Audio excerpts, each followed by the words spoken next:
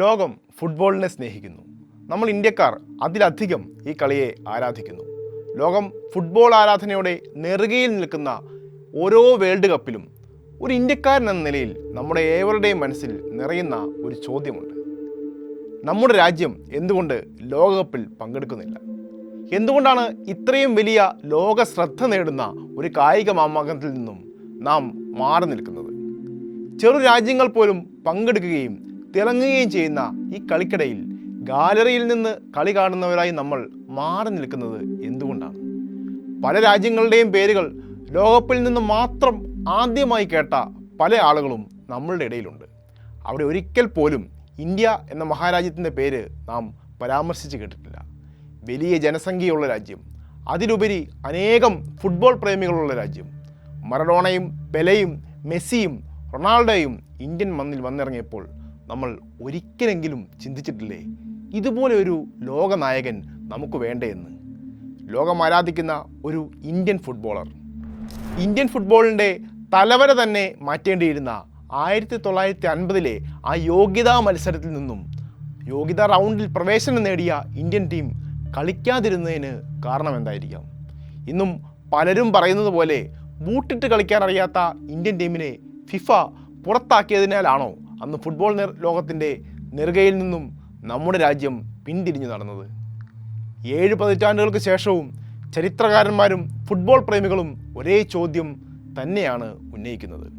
എന്തുകൊണ്ടാണ് ഇന്ത്യ 1950 ലോകകപ്പിൽ കളിക്കാതിരുന്നത്? ഇന്ത്യൻ ഫുട്ബോളിൻ്റെ തലവര തന്നെ മാറ്റി എഴുതിയ ആ ചരിത്ര സംഭവമാണ് ഇന്ന് ബാക്ക് സ്റ്റോറിയിൽ. ഏവർക്കും സ്വാഗതം.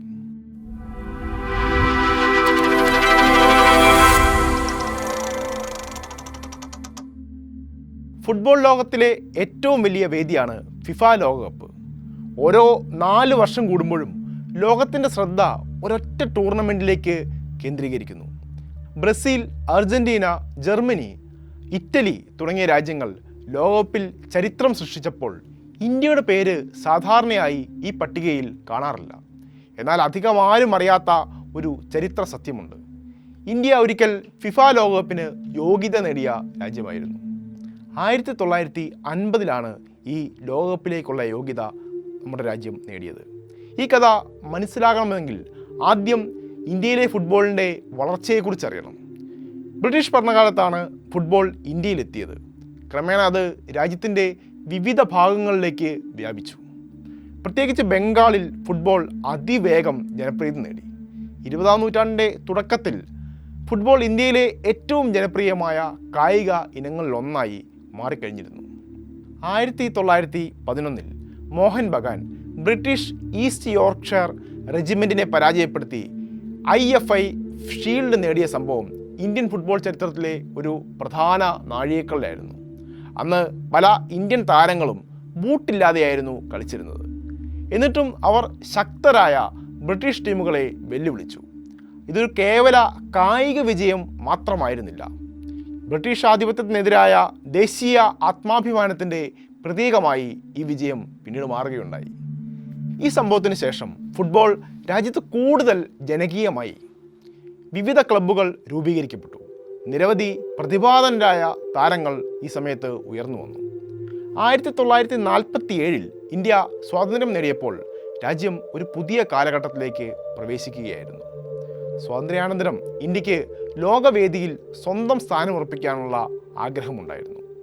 കായിക രംഗം അതിനുള്ള പ്രധാന മാർഗങ്ങളായി മാറുകയുണ്ടായി.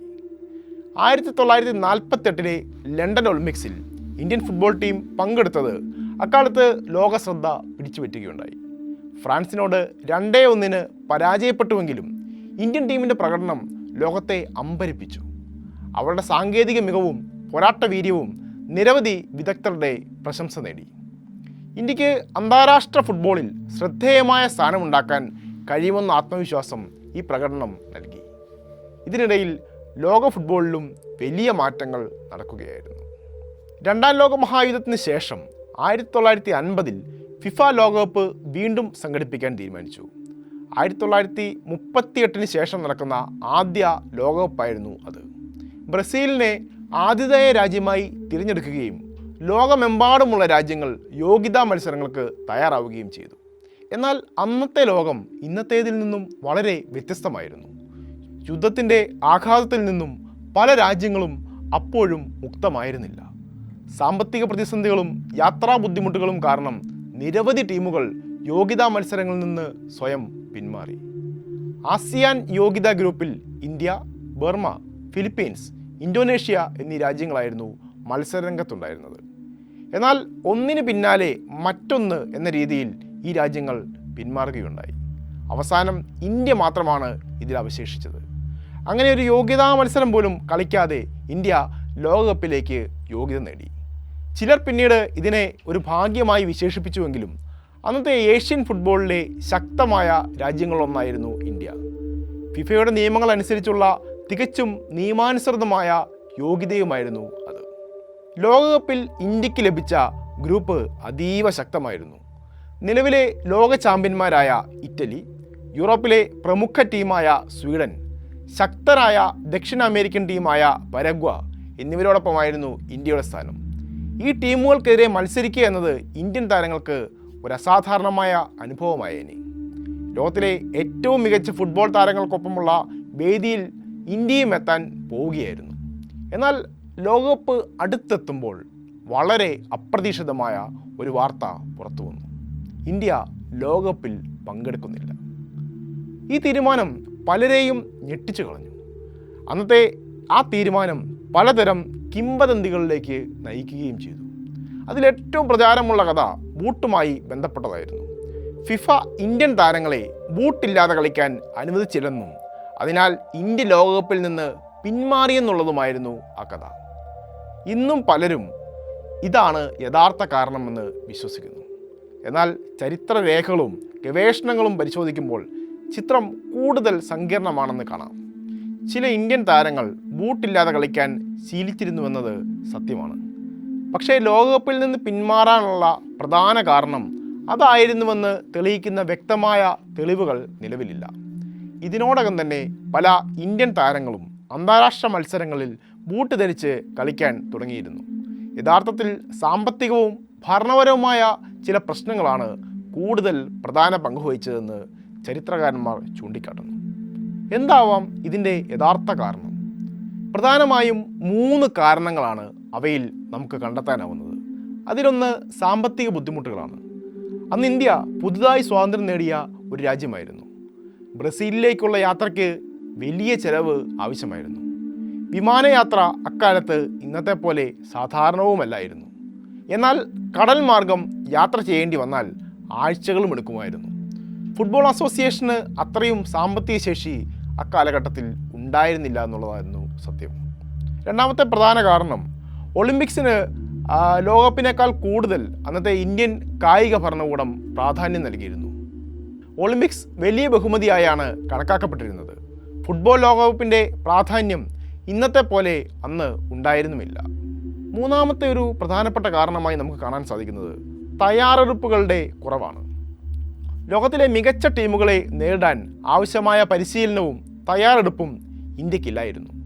ടീമിനെ ബ്രസീലിലേക്ക് അയക്കാൻ ആവശ്യമായ അടിസ്ഥാന സൗകര്യങ്ങളും വളരെ പരിമിതമായിരുന്നു.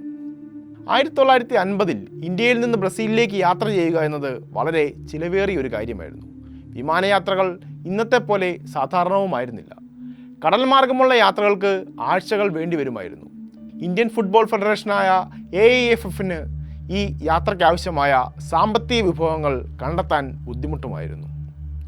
അതിനൊപ്പം തന്നെ അക്കാലഘട്ടത്തിലെ ഭരണാധികാരികൾ ഒളിമ്പിക്സിന് ലോകകപ്പിനേക്കാൾ കൂടുതൽ പ്രാധാന്യം നൽകിയതായും ചില രേഖകൾ സൂചിപ്പിക്കുന്നു. ഭാവിയിലെ ഒളിമ്പിക് മത്സരങ്ങൾക്ക് കൂടുതൽ പ്രാധാന്യം നൽകണമെന്ന് അവർ കണിശമായി വാദിച്ചിരുന്നു. ലോകകപ്പിൽ ശക്തരായ യൂറോപ്യൻ, ദക്ഷിണാമേരിക്കൻ ടീമുകൾക്കെതിരെ ഇന്ത്യ എങ്ങനെ പ്രകടനം നടത്തണം എന്ന ആശങ്കയും അക്കാലഘട്ടത്തിൽ ശക്തമായി നിലനിന്നിരുന്നു. എന്നാൽ ചെരുപ്പില്ലാതെ കളിച്ചതുകൊണ്ടാണ് ഇന്ത്യ ലോകകപ്പിൽ പോയില്ല എന്ന കഥ എങ്ങനെ ജനിച്ചു? 1948 ലണ്ടൻ ഒളിമ്പിക്സിൽ ഇന്ത്യൻ താരങ്ങൾ പലരും ചെരുപ്പില്ലാതെ കളിച്ചിരുന്നു. ലോകമാധ്യമങ്ങൾ ഇതിനെ വലിയ വാർത്തയാക്കി. കാലക്രമേണ ഈ സംഭവവും 1950 ലോകകപ്പ് പിന്മാറ്റവും തമ്മിൽ ആളുകൾ ബന്ധിപ്പിച്ചു. പക്ഷേ ഫിഫയുടെ ഔദ്യോഗിക രേഖകളിൽ ഇത്തരമൊരു വിലക്ക് ഉണ്ടായിരുന്നേയില്ല. അതിനാൽ ഇത് ചരിത്രത്തിലെ ഏറ്റവും വലിയ കായിക മിഥ്യാധാരണകളിൽ ഒന്നാണ്. ഇന്ന് തിരിഞ്ഞു നോക്കുമ്പോൾ ഈ തീരുമാനം ഇന്ത്യൻ ഫുട്ബോളിൻ്റെ ചരിത്രത്തിലെ ഏറ്റവും വലിയ തെറ്റായിരുന്നു എന്ന് കാണാനാവുമെങ്കിലും അക്കാലഘട്ടത്തിലെ രാജ്യത്തിൻ്റെ സാമ്പത്തിക നില വലിയ പരിങ്ങിലായിരുന്നു. ബ്രിട്ടീഷുകാർ ചൂഷണം ചെയ്ത് നശിപ്പിച്ച രാജ്യത്തെ പട്ടിണി മാറ്റുക എന്നതായിരുന്നു നെഹ്റു സർക്കാരിൻ്റെ പ്രഥമ പരിഗണന. സ്വാതന്ത്ര്യാനന്തര ഇന്ത്യ സാമ്പത്തികമായും ഭരണപരമായും വലിയ വെല്ലുവിളികൾ നേരിടുകയായിരുന്നു. സർക്കാരിൻ്റെ മുൻഗണനകൾ രാജ്യത്തിൻ്റെ പുനർനിർമ്മാണത്തിലായിരുന്നു. എന്നാൽ നമുക്ക് വെറുതെ ഒന്ന് ചിന്തിച്ചു നോക്കാം. അന്ന് ഇന്ത്യ ബ്രസീലിലേക്ക് പോയിരുന്നുവെങ്കിൽ എന്ത് സംഭവിക്കുമായിരുന്നു? ലോകകപ്പ് ജയിക്കാനോ പിന്നീട് റൗണ്ടുകളിലെത്താനോ ഇന്ത്യക്ക് സാധ്യത വളരെ കുറവായിരുന്നു. എന്നാൽ പങ്കാളിത്തം എന്നത് തന്നെ ചരിത്രപരമായ ഒരു നേട്ടമായേനെ. ലോകത്തിലെ മികച്ച ടീമുകൾക്കെതിരെ കളിച്ച അനുഭവം ഇന്ത്യൻ ഫുട്ബോളിൻ്റെ വളർച്ചയ്ക്ക് വലിയ പ്രചോദനമായേനെ. ഭാവി തലമുറകളെ പ്രചോദിപ്പിക്കുന്ന ഒരു ചരിത്ര നിമിഷം അങ്ങനെ സൃഷ്ടിക്കപ്പെട്ടേനെ. വൻ നിക്ഷേപങ്ങൾ ഈ കായിക ഇനം വഴി രാജ്യത്തേക്ക് എത്തിയേനെ. പുതിയ ക്ലബ്ബുകൾ, മികച്ച കളിക്കാർ, അങ്ങനെ നമ്മുടെ സ്വപ്നം നീണ്ടുപോയേനെ. തുടർന്നുള്ള വർഷങ്ങളിൽ ഇന്ത്യൻ ഫുട്ബോളിന് ചില മികച്ച നേട്ടങ്ങളും ലഭിച്ചു.